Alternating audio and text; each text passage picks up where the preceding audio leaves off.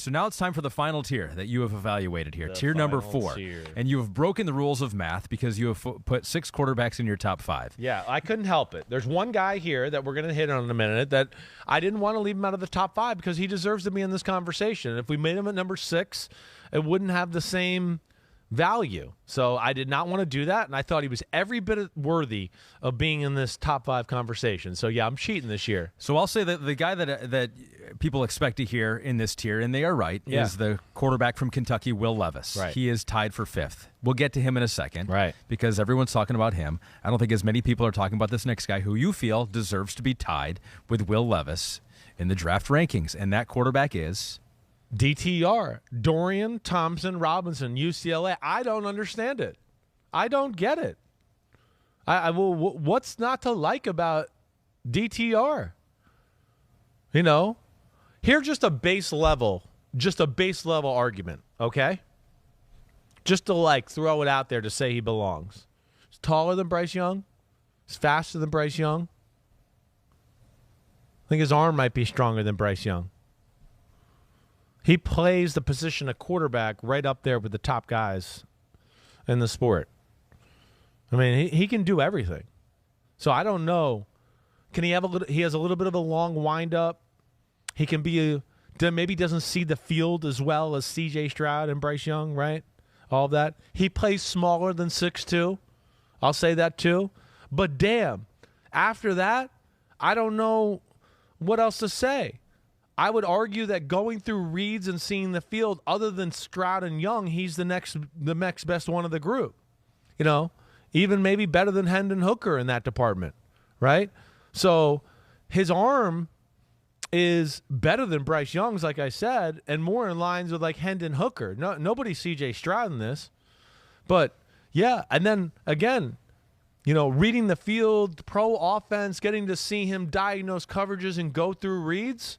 Yeah, okay, I'm going to put Stroud and Young ahead of that, but in third would be DTR once again. So that's where I don't really get it. I don't. His mechanics are great. His feet is great. And he's got a really natural, fluid motion just like Stroud and Bryce Young. So I'm just shocked that I look at lists and there's 15 quarterbacks and this kid's 13. And I'm going, what? This kid's got starting quarterback NFL traits. There's no way. And to me, yeah, he's a guy that I could see late first round, team going, you know, we'll trade up into the round so we can get him for that 5th-year option, something like that, maybe early in day 2 in the second round. I don't know. But I think he deserves to be in this conversation. I really do. Yeah, he's certainly not being projected there right now. I think he's projected as being a maybe round 6 or even 7 quarterback. We're talking Skylar Thompson, Brock Purdy territory last year. I'm shocked by that. I know. So maybe some of the things that people are seeing here. He is 6'2", but he's only 203 pounds, so he's a skinnier, taller quarterback. Right. But was a 4-star recruit out of high school in Las Vegas there. His age. Turns 24 in November. Age, as you've said, not as big a concern for you, but he has been a 5-year starter at UCLA. He was granted that extra year of eligibility due to COVID. So he's had a lot of reps in the same situation for a long time. And so that would be a red flag. Not a red flag, but, I know. It's funny. But a concern that's why he's been so good and looks so good at some of those games. You'll tell me about maturity and reps here in another week and tell me how important that is. And I go, well, he's really mature and has reps. And then I go, well, but he's a little too old for okay. There's always a stipulation. Yeah. But yeah, I get it. I think that's overboard. I like the fact that, he's played a lot of football and he's experienced and he's mature and he's seen a lot of things. Yeah. And again, I mean, are we inking them to 15-year deals right off the bat? I thought we're just signing these guys for 4 or 5 years, and then we'll reevaluate then. Yeah. I don't know what the big deal's being made of a little bit, you know? So, and damn, I mean, back in the day, weren't all the quarterbacks coming out in the draft 23, 24? I mean, shit.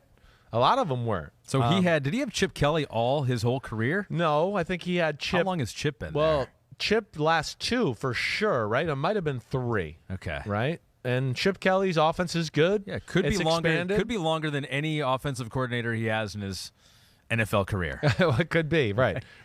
But man, you know, the other thing too is you get to see him run a lot of pro-style schemes and concepts where you go, whoa, okay, he can do it. He gets it. You know, there's really, other than the size thing again, a little bit. Yeah, the frail body scares me, right?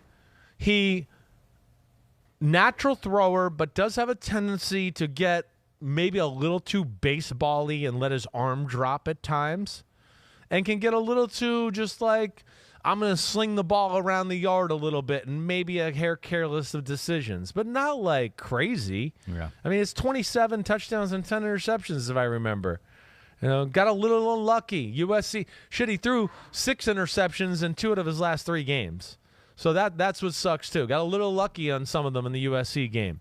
You know, had some things there. But, yeah, I don't understand why the guy's not getting more hype. And just like what I was trying to explain to you there, can play the position and then has the physical traits to go off of it, I think it's pretty damn impressive. Chip was there all 5 years. It was all 5. It is guaranteed that he will have Chip Kelly as the longest tenured coach of his career, because there is no way he is getting that run with an OC or maybe even a head coach in his NFL career. That's interesting. That's as much as Hendon Hooker is a little bit off the board. That one is too for you, but you make a lot of good points about what maybe people have just dismissed, and he's not in that conversation of a top quarterback and hasn't been for a while. Well, I just don't like how like some arguments get used for some guys and don't get for others.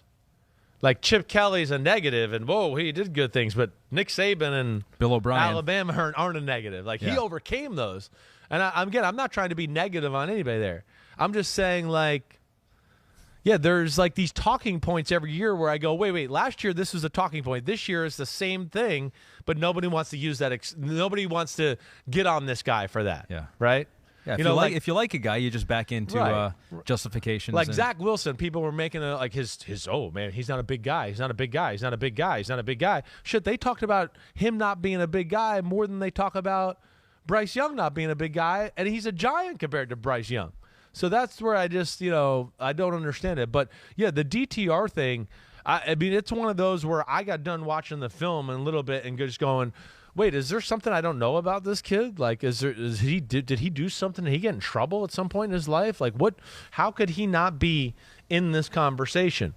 The guy can play quarterback. He's got starting quarterback traits, and you get to see it over and over with what he did at UCLA. Thanks for watching, homies. Hit subscribe to see all my unbuttoned videos. You get to see me, Ahmed Fareed, all the big player breakdowns, game breakdowns, player interviews, and my film analysis. So please subscribe. Chris Simms Unbuttoned. Peace out.